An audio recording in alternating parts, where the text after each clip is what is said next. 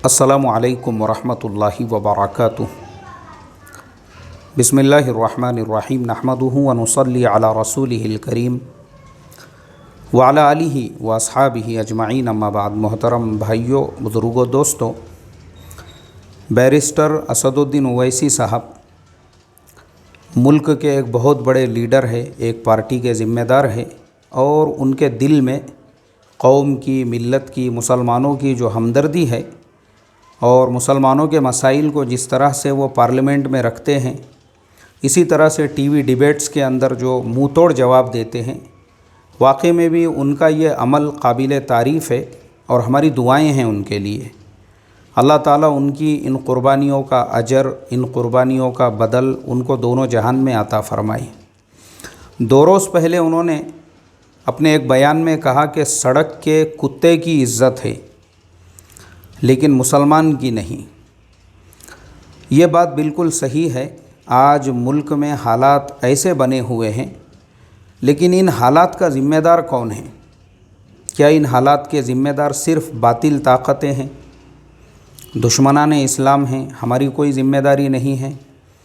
चलिए आज हम इसी केस को टेक्निकल एनालिसिस करते हैं। देखिए, ये जो न्यूज़ है ये हैदराबाद शहर की है। ईद मिलाद का जुलूस है और उसी हैदराबाद शहर के किसी इलाके के अंदर ये मुस्लिम नौजवान हैं जो जश्न मना रहे हैं, और उसी जश्न के अंदर वो अपने हाथों में तलवारें लेकर, अपने हाथों में जांबिया लेकर, अपने हाथों में और दूसरे जो हथियार होते हैं वो लेकर उसको हवा में लहरा रहे हैं और नाच रहे हैं वहाँ पर। वो वीडियो हम नहीं दिखा सकते, सिर्फ़ हम आपको ये तस्वीर दिखा रहे हैं। आप इस तस्वीर को देख सकते हैं। अब मुझे आप बताइए, ये तस्वीरें, ये वीडियो, क्योंकि आज का ज़माना सोशल मीडिया का ज़माना है, अब ये वीडियो हमारे बिरादरान वतन, हमारे हिंदू भाई, दूसरे समाज के लोग अगर देखेंगे तो वो इससे क्या इंटेंशन लेंगे, ये मेरा आप लोगों से सवाल है। क्योंकि कुरान ने तो हमको कहा है, अऊज़ु बिल्लाहि मिनश शैतानिर रजीम, कुंतुम खैरा उम्मतिन उखरिजत लिन्नास तअमुरून बिल मारूफ़ व तनहौन अनिल मुनकर, के तुम बेहतरीन उम्मत हो। बेहतरीन, हमको बेहतरीन उम्मत कहा गया है और ये हमको ख़िताब दिया अल्लाह ताला ने कि तुम बेहतरीन उम्मत हो और लोगों को नफ़ा पहुँचाने के लिए ये उम्मत निकाली गई है। तुम अच्छी बातों का हुक्म करते हो, बुरी बातों से रोकते हो।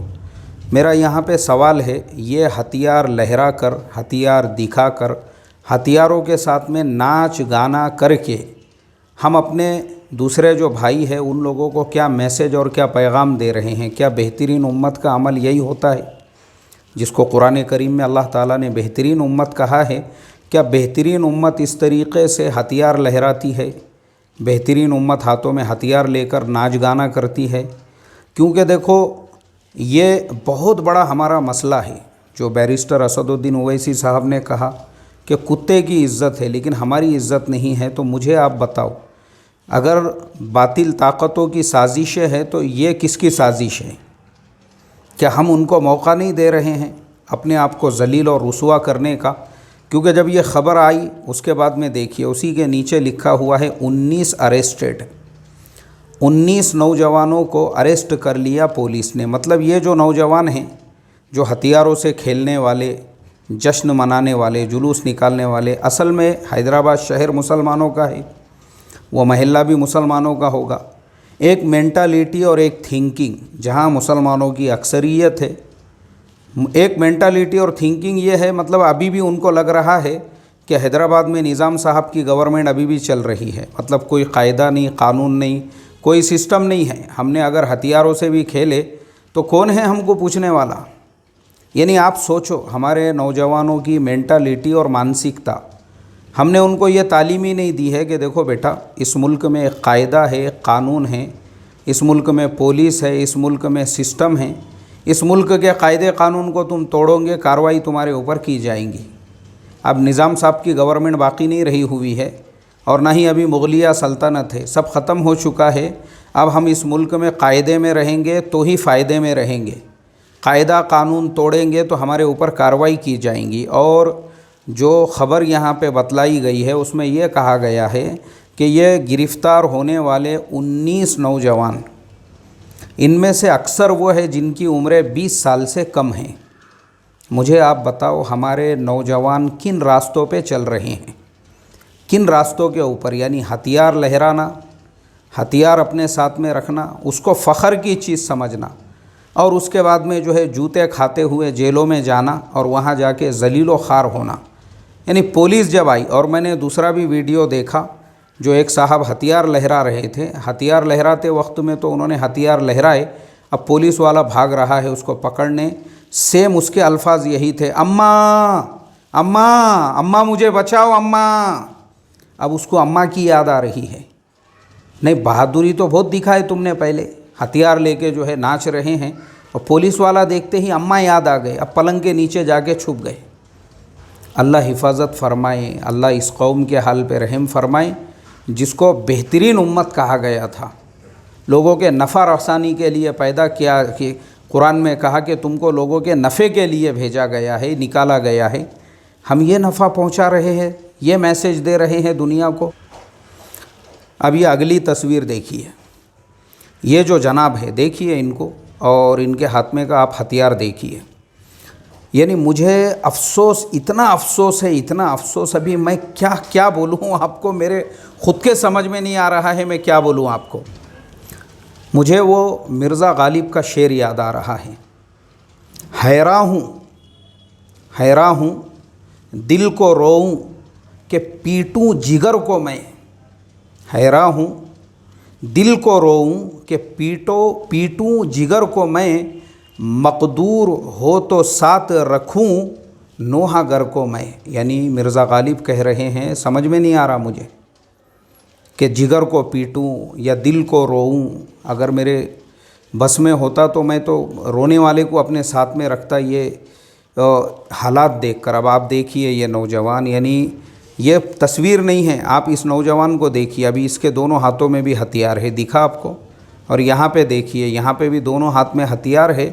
अब आप इस नौजवान की दीदा दिलेरी देखिए, इस नौजवान को ये सिर्फ़ हथियार लेके तस्वीर निकाला हुआ नहीं है, इसका झगड़ा हुआ एक सोशल वर्कर साहब से, और ये जनाब वो सोशल वर्कर साहब को चैलेंज कर रहे हैं इसके अंदर, और उसके अंदर वो उन सोशल वर्कर साहब को ये कह रहे हैं कि मैं तुझे ऐसा कर दूंगा, मैं तुझे काट डालूंगा, मैं तेरे टुकड़े कर डालूंगा, मैं तुझे वैसा कर दूंगा, और गंदी गंदी गालियाँ उसकी वालिदा को, उसकी बहनों को। वो वीडियो है पूरा, वो पूरा वीडियो है, हम वो वीडियो नहीं दिखा सकते, लेकिन आप देखो कि वो नौजवान ख़ुद वो वीडियो बनाकर उसको सोशल मीडिया पे डालकर, मतलब उसको फ़ख्र की चीज़ समझ रहा है।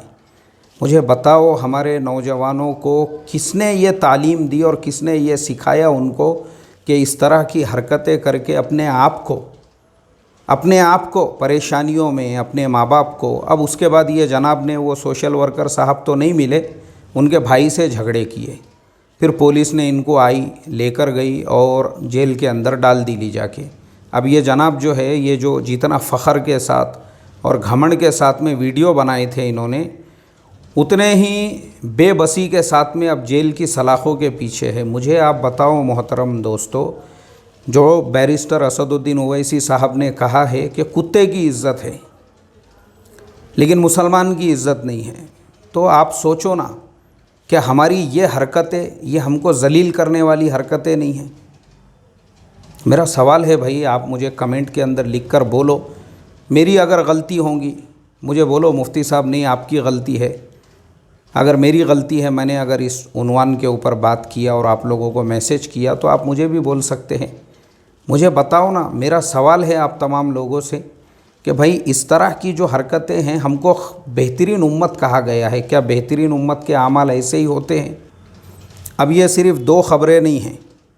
चलिए अब मैं आपको आज के मराठी न्यूज़पेपर में लेकर चलता हूँ। देखिए, यह है आज का एक मराठी न्यूज़पेपर, और ये ऊपर नाम आपको दिख रहा होगा, मुंबई इरफान भाई, मुमरा वाले। उन्होंने मुझे ये न्यूज़ की कटिंग भेजे, इरफान भाई ने। अभी ईशा की नमाज़ पढ़ के मैं बैठा हुआ था, और इसमें मैंने जब ये न्यूज़ और ये ख़बरें पढ़ा ना, तब मैं ये वीडियो बना रहा हूँ। नहीं तो ये हैदराबाद की ख़बरें पढ़ के तो मैंने इग्नोर कर दिया था। मैं बोला यार अभी क्या क्योंकि मेरे घर वाले ख़ुद मेरे मुखालिफ हो गए हुए हैं, मेरे घर वालों ने बोले ये काम करने का है ना, तो फिर देखो अभी ये सब छोड़ो, बोले तुम, ये कौम नहीं सुधरने वाली है। क्यों तुम इनके दर्द में, इनके गम में, इनकी कुड़न, क्यों तुम दुश्मनियाँ मोल ले रहे बोले लोगों से। मेरे बीवी ने मेरे से कहा, मेरे बच्चों ने मेरे से कहा कि तुम्हारे एक बार का मसला नहीं है ये तुम्हारे 50 बार हो चुका है कि तुम बयानों में ऐसा कुछ बोल देते और तुम उम्मत के दर्द में बोलते, लेकिन उम्मत को उसका फ़हम और उसकी समझ ही नहीं है कि तुमको उम्मत की हमदर्दी है। अब वो तुम्हारे मुखालिफत में खड़े हो जाते कि इन्होंने कौम को ऐसा बोले और मदरसों को वैसा बोले और उलमा को वैसा बोले। तुम्हारी बात का गलत इंटेंशन निकाल के उसको गलत अंदाज में लोगों के सामने पेश करते, वो समझने को तैयार नहीं है। एक सोया हुआ है उसको तुम जगा सकते, लेकिन जो सोने का ढोंग करके लेटा हुआ है, अब मैं मजबूर हुआ। वो तो मैंने हैदराबाद के जो देखा ना खबरें, वो तो कल से देखा, मैंने छोड़ दिया। मैं बोला जाने दो यार, क्या करने का अपने को। लेकिन ये इरफान भाई ने मुझे भेजे ना, मैं बोला यार अभी क्या बोलेंगे। अभी देखो, अभी ये यहाँ पे क्या है, फ्रंट की न्यूज़, अमरावती तिल मिरवणूक वादात, यानी अमरावती के अंदर जो जुलूस निकाला गया था वो वादात यानी मराठी में वादात कहते हैं, यानी तनाज़ा का शिकार हो गया। और क्या क्यों शिकार हुआ, अब देखिए यहाँ पे ये पूरा लिखा है। जिल्ह्यातील परतवाड्यात धार्मिक मिरवणुकीत प्रक्षोभ गाणी वाजविल्यावरून वाद वाढला आहे। मतलब जो जश्न का जुलूस निकला था उसके अंदर बहुत सारे ऐसे गाने बजाए गए जिन गानों की वजह से वाद खड़ा हो गया, यानी इख्तिलाफ पैदा हो गया वहाँ पर। भाजपने सोमवारी विशेष पोलीस महानिरीक्षकांना निवेदन दिले। भारतीय जनता पार्टी के जो वहाँ के लीडर्स थे उन्होंने मंडे को पुलिस के जो अधिकारी होते हैं उन लोगों को एक दरखास्त दी है और पोलीस निरीक्षकांनी तक्रार दाखल करीत 9 जणांविरुद्ध गुन्हे दाखल करून दोघांना अटक केली आहे। 9 लोगों के ऊपर उन्होंने जो है गुन्हे दाखल भी कर दिए, उनमें से 2 को गिरफ्तार भी किए। ये विवाद काय पर से हुआ, सिर्फ गाने बजाने की वजह से। और गाने किसके नाम पे बज रहे हैं, नबी करीम सल्लल्लाहु अलैहि वसल्लम की ईद मिलाद के नाम पर। किन नबी करीम सल्लल्लाहु अलैहि वसल्लम की ईद मिलाद पर? उन नबी करीम सल्लल्लाहु अलैहि वसल्लम की ईद मिलाद पर जिनका फरमान है ये कि मैं गानों को ख़त्म करने के लिए आया हूँ। गानों के जो इंस्ट्रूमेंट है म्यूज़िक के, मैं उनको तोड़ने के लिए आया हूँ। मज़ामीर उसको अरबी में कहते हैं। अल्लाह के नबी की हदीस है ये, बुखारी शरीफ की, आप देखो। जिस चीज़ को ख़त्म करने के लिए आए हैं उनके ईद मिलाद के मौके पे उन्हीं का इस्तेमाल हम कर रहे हैं, और वो गानों की वजह से। अब मुझे आप बताओ, सिर्फ गाने बजाने की वजह से 9 लोगों पे गुनाह भी दाखिल हो गया, 2 को पुलिस ने गिरफ़्तार भी कर लिया। अब आगे बहुत लंबी चौड़ी न्यूज़ है, वो आप बाद में पढ़ सकते हैं उसको। अब अमरावती में खाली मसला ख़त्म नहीं हुआ, आइए अभी यहाँ पे देखिए। अब ये दूसरी न्यूज़ नीचे, तलवार मिरवणार्या 14 अल्पवयीनांना अटक। मतलब ये है कि तलवारों को घुमाने वाले 14 नाबालिगों को पुलिस ने गिरफ़्तार किया। ये न्यूज़ कहाँ की है, चलिए अब देखिए। ये बेंगलुरु का हवाला दिया गया है। न्यूज़ कहाँ की है ये, तलवार आणि अन्य धोकादायक शस्त्रे जाहीरपणे मिरवत अकबरुद्दीन ओवैसी यांच्या हिंदू विरोधी भाषणांच्या रिमिक्सवर नाच करणाऱ्या 19 जणांना कर्नाटक पोलिसांनी अटक केली। यातील 14 जन अल्पवयीन आहेत। मुझे बताओ मोहतरम दोस्तों, मुझे बताओ आप, मैं कौन से आंसू रोऊं मुझे समझ में नहीं आ रहा है। खून के आंसू रोऊं, जो मिर्ज़ा गालिब ने कहा ना कि हैरा हूँ दिल को रोऊं कि पीटूं जिगर को और मकदूर हो तो साथ रखूं नूहा घर को मैं क्या बोलूं आपको। अभी जो बैरिस्टर असदुद्दीन ओवैसी ने कहा है कि मुसलमानों की हालत कुत्तों से भी बदतर हो गई है, कि कुत्तों की इज़्ज़त है, मुसलमानों की इज़्ज़त नहीं है। मुझे बताओ ना, अब ये हरकतें करने के बाद में ज़िल्लत के दरवाज़े, क्योंकि तुम्हारे मकाम को भूल गए भाई। कुरान तुमको कह रहा है कुंतुम खैरा उम्मतिन उखरिजत लिन्नास, बेहतरीन उम्मत ये हरकतें करती है। अकबरुद्दीन ओवैसी के जो है ना बयानात फेमस हो गए हुए हैं, उस पर रिमिक्स बनाया गया। क्या इस्लाम ये कहता है? मुझे बताओ, अल्लाह के नबी की जो ज़िंदगी है, सीरत है, उसमें कहाँ आपको ऐसा मिलेगा कि अल्लाह के नबी ने दूसरे लोगों का दिल दुखाया हो इस तरीक़े से? आप जो है रिमिक्स बजा रहे हैं और आप जो है उसको डीजे पे और वो बजा के तलवारों से खेल रहे, क्योंकि तुम्हारी मानसिकता, कर्नाटक की न्यूज़ है ना, तुमको लगा शायद टीपू सुल्तान की गवर्नमेंट अभी भी है, जैसे वह हैदराबाद को लगा था, हैदराबाद वालों को कि निज़ाम साहब की हुकूमत है अभी भी, कौन अपने को क्या कर रहा है यहाँ पे, वैसे ही ये कर्नाटक वालों को लगा। उनको मालूम ही नहीं है, सिस्टम है, कायदा है, कानून है, और उन्होंने बराबर काम किया अपना। 19 जनों के ऊपर जो है उन्होंने केस किया। अब मुझे बताओ, वो जो 14 हो गए जो नाबालिग होंगे, कैसे कैसे यार, मैं अभी क्या बोलूँ, मैं कैसा, यानी हमारी अक्ल को क्या हो गया होगा। वो रांची के अंदर भी जिसको गोली लगी थी, वो बच्चे का नाम मैं भूल रहा हूँ, वो बच्चे को गोली लगी और उसके बाद उसका रिज़ल्ट आया तो 90% से ज़्यादा नंबर उसको मिले हुए थे। यानी कौन होगा ये जो हमारे नौजवान बच्चों को इस तरह से गुमराह करने वाले, भड़काने वाले? अरे उनको वो इस्लाम बताओ यार जो हज़रत मोहम्मद सल्लल्लाहु अलैहि वसल्लम वाला है। उनको ये एहसास दिलाओ, कुरान में जो तुमको बेहतरीन उम्मत कहा गया है वो इसलिए तुम अच्छे काम करने वाले हो बोलकर। ये हरकतें करेंगे तो कुत्तों से बदतर तो हाल होने वाला है। अल्लाह हिफाजत फरमाए रे भाई, अल्लाह हिफाजत फरमाए। और देखो अब ये न्यूज़ वाले ने क्या लिखा आगे, हिंदुस्तानात 100 कोटी हिंदू राहतात, यानी भारत के अंदर 100 करोड़ हिंदू रहते हैं। आपली संख्या केवळ 28 कोटी आहे, यानी 28 कोटी है, पण आपण याहून अधिक काहीतरी आहोत। कोण शक्तिशाली आहे ते पाहूया, फक्त 10 मिनिटांसाठी पोलीस काढू घ्या, काय होते पहा। ये सारे बयानात जो पहले होए हुए हैं, लोगों ने, जो लीडर लोगों ने दिए हुए हैं, मुझे बताओ क्या ज़रूरत है ये बयानात ये करने की?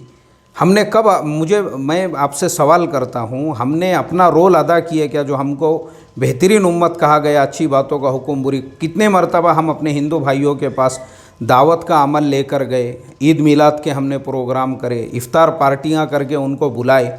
जो हुस्ने सुलूक वाला काम था वो किए क्या हमने? नहीं, डायरेक्ट जो है इस तरह से नफ़रत, ये गलत बातें हैं ये। अल्लाह रहम करे, अल्लाह हमारी कौम को समझ अता फरमाए। मुझे बड़ा अफसोस, मैं ये वीडियो अगर ये इरफान भाई ये नहीं भेजते ना न्यूज़, मैं बनाता भी नहीं था, क्योंकि पहले वाली जो ख़बरें थी वो तो यूट्यूब चैनल पे की थी, तो मैंने छोड़ दिया था उनको देखकर। लेकिन अल्लाह रहम करे, अल्लाह हमको हमारे मकसद को पहचानने वाला बनाए, बस मैं इतना ही कह सकता हूँ। अल्लाह हमारी कौम को समझ अता फरमाए। मुसलमानों में हर बयान में बोलता हूँ, भारत के अंदर तुम दाई हो और बाकी ये जो हमारे भाई है, हिंदू हो, दलित हो, सिख हो, ईसाई हो, क्रिश्चन हो, ये मदऊ है, हमारा काम है इनको दावत देना, इनके दरवाज़ों पे जाना। वो काम हम कर ही नहीं रहे हैं और ये काम कर रहे, तलवारें लहरा रहे। मुझे बताओ इससे नफ़रतें फैलेंगी। और वो जो बैरिस्टर असदुद्दीन ओवैसी साहब ने कहा कि कुत्तों की इज़्ज़त है, मुसलमान की इज़्ज़त नहीं, मैं समझता हूँ अगर यही हरकतें रहेंगी ना, उससे भी ज़्यादा बुरे हालात होंगे। अल्लाह समझ अता फरमाए। खुदा ने आज तक उस कौम की हालत नहीं बदली, न हो जिसको ख्याल खुद अपनी हालत के बदलने का। अस्सलामु अलैकुम व रहमतुल्लाहि व बरकातुहू।